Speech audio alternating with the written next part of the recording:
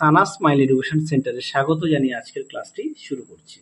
আজকে তোমাদের সঙ্গে আলোচনা করব তোমরা যারা সপ্তম শ্রেণীর তৃতীয় পর্যায়ক্রমিক মূল্যায়ন পরীক্ষা দেবে তোমাদের জন্য রায় ও মার্টিন প্রশ্নবিচিত্র থেকে আজকে সমাধান করে দেখাবো সপ্তম শ্রেণীর ভূগোল বিষয়ে মডেল নাম্বার 9 অর্থাৎ 9 নম্বরের স্কুলের যে সমস্ত ছোট ও বড় প্রশ্নগুলি আছে সমস্ত প্রশ্নের উত্তরের সমাধান করে দেখাবো। চলো দেরি না করে মূল বিষয়ে যাওয়া যাক। তার আগে বলি তোমাদের সপ্তম শ্রেণীর আগের ভিডিওতে আমরা ইতিহাস ও ভূগোলের সাজেশন দেওয়া আছে, তোমরা যারা এখনো দেখোনি আমাদের প্লেলিস্টে গেলে পেয়ে যাবে। চলো দেখো প্রথমে কি আছে, একের সঠিক উত্তরটি নির্বাচন করো। এক দাগের প্রশ্ন আছে পৃথিবীর অনুসুর অবস্থান হয়, সঠিক উত্তরটি হবে 3রা জানুয়ারি, অপশান বি।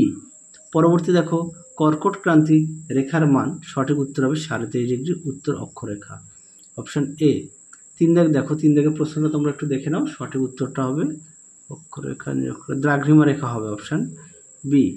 4 দাগ দেখো ভারতের প্রমাণ দ্রাঘিমা ধরা হয়েছে এলাহাবাদকে, এলাহাবাদের উপর দিয়ে।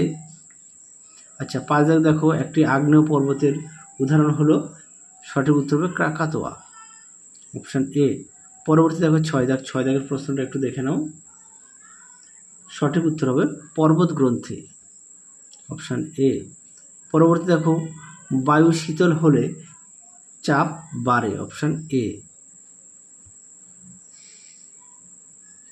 পরবর্তী প্রশ্ন দেখো নদী যখন আঁকাবাঁকা পথে প্রবাহিত হয় তখন তাকে মিয়েন্ডার বলে, পরীক্ষা আসে খুব, মিয়েন্ডার কি? পরেরটা দেখো ক্যাডমিয়াম দূষণের ফলে হয় ইটাইটাই রোগ, অপশান সি। পরেরটা দেখো 10 দাগ পৃথিবীতে মোট স্বাদু জলের পরিমাণ, সঠিক উত্তর হবে 3%, অপশান বি। পরবর্তী দেখো নিত্যবহ নদীগুলিতে জলের উৎস হলো, সঠিক উত্তর হবে বরফ গলা জল, অপশান ডি। পরবর্তী দেখো চেরনোবিল পরমাণু কেন্দ্রে দুর্ঘটনা ঘটে, সঠিক উত্তরটি হবে 1986 সালে, অপশান এ। আচ্ছা পরটা দেখো কি আছে,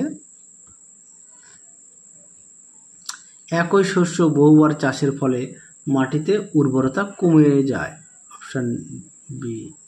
পরেরটা দেখো বায়ুতে জলীয় বাষ্পের শতকরা পরিমাণ হলো 1.915, এটা হবে 1.5 এত ভাগ।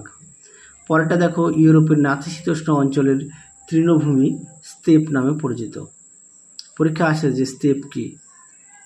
পরেরটা দেখো কি আছে, রুর শিল্পাঞ্চলের একটি খাদ্য প্রক্রিয়াকরণ শিল্পকেন্দ্রের নাম হলো, সঠিক উত্তর হবে ডুসেলডর্ফ, অপশান এ। পরবর্তী প্রশ্ন দেখো কি আছে, এবার আমরা শূন্যস্থান পূরণগুলো সমাধান করে দেখাবো। শূন্যস্থান পূরণে কি আছে দেখো, এক দাগের পৃথিবী ড্যাশ কক্ষপথে পশ্চিম থেকে পূর্বে ঘোরে, এটা উত্তর হবে উপবৃত্তাকার।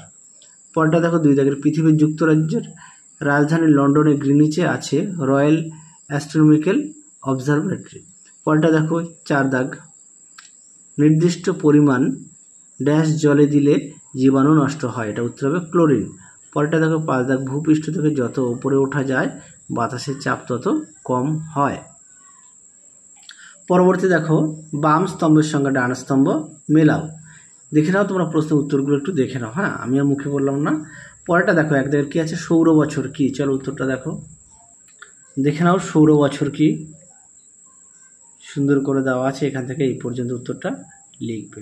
পরবর্তী প্রশ্ন দেখো কি আছে, 2 দাগের মাটি দূষণের ফলে সৃষ্ট ব্যাকটেরিয়া ঘটিত একটি রোগের নাম লেখো, উত্তরটা লিখবে কলেরা। 3 দাগ দেখো কয়েকটি সরলবর্গীয় বৃক্ষের উদাহরণ দাও, ফার, বার্চ আর হচ্ছে অলডার। পরটা দেখো কোন নদী ইউরোপের ব্যস্ততম অভ্যন্তরীণ জলপথ, উত্তরটা হবে রাইন। পরবর্তী প্রশ্ন দেখো কি আছে, 5-এর 1 দাগের জিপিএস কি, প্রশ্নের উত্তরটা দেখো, দেখে নাও জিপিএস কি, এখান থেকে এই পর্যন্ত উত্তরটা লিখবে, আর অবশ্যই জিপিএস এর ফুল ফর্মটা লিখবে। পরটা দেখো পর্বত বেষ্টিত মালভূমি কাকে বলে, দেখো উত্তরটি দেখে নাও, পর্বত বেষ্টিত মালভূমি, এখান থেকে এই পর্যন্ত লিখবে। পরটা দেখো কি আছে, সুমেরু প্রবাহ ও কুমেরু প্রবাহ কি, দেখো প্রশ্নের উত্তরটি।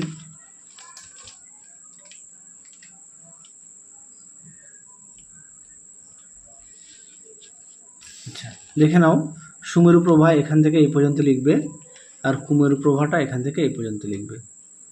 আশা করি তোমরা দেখে নিয়েছো। পরবর্তী দেখো কি আছে, ইউট্রিফিকেশন কি। আচ্ছা, এই প্রশ্নের উত্তরটা তোমাদের আগের ভিডিওতে অর্থাৎ 8 নম্বর মডেল সেটে আমি উত্তরটা দেখিয়েছি, সেই কারণে দেখালাম না। পরেরটা দেখো, পোল্ডার ভূমি কি। দেখো উত্তরটি দেখে নাও, পোল্ডার ভূমি কি। এখান থেকে এই পর্যন্ত উত্তরটা লিখবে, এখান থেকে এই পর্যন্ত উত্তরটা লিখবে। চলো এবার আমরা 6 দাগের প্রশ্নগুলো দেখবো, তার উত্তরগুলো দেখবো। 1 দাগে আছে অক্ষরেখার কয়েকটি বৈশিষ্ট্য আলোচনা করো। দেখো উত্তরটি দেখে নাও, প্রশ্নটি তার উত্তরটাও দেখে নাও, সুন্দর করে পয়েন্ট দিয়ে দেওয়া আছে, দেখে নাও। এই পর্যন্ত লিখবে। পরবর্তী প্রশ্ন দেখো, 2 দাগের স্তূপ পর্বত কিভাবে সৃষ্টি হয়। উত্তরটা দেখো, দেখে নাও। স্তূপ পর্বত তোমরা এখান থেকে না এই পর্যন্ত লিখবে।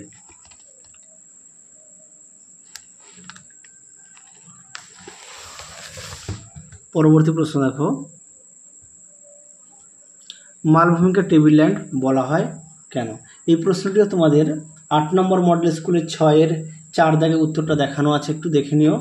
8 নম্বর স্কুলে দেখানো আছে উত্তরটি। 3 দাগ দেখো, উচ্চ প্রবাহে নদী ক্ষয় হয় কেন। তোমরা এই ক্ষয় কার্যটা লিখবে, হ্যাঁ, এখান থেকে এই পর্যন্ত, এখান থেকে এই পর্যন্ত লিখবে।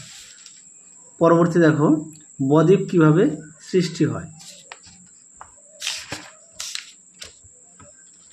দেখে নাও বদ্বীপ কীভাবে সৃষ্টি হয়,